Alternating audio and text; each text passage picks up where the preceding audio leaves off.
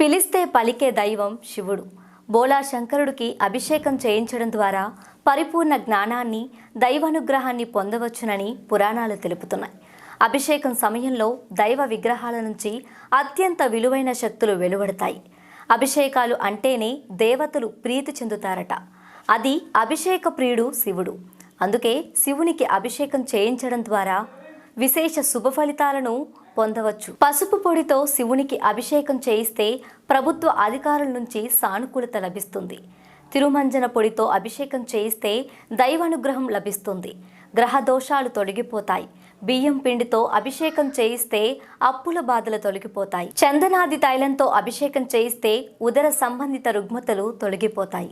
పంచామృతంతో శివునికి అభిషేకం చేయించడం ద్వారా అష్టైశ్వర్యాలు చేకూరుతాయి. నేతితో శివాభిషేకం చేస్తే మోక్షం సిద్ధిస్తుంది. పాలతో పరమాత్మకు అభిషేకం చేయిస్తే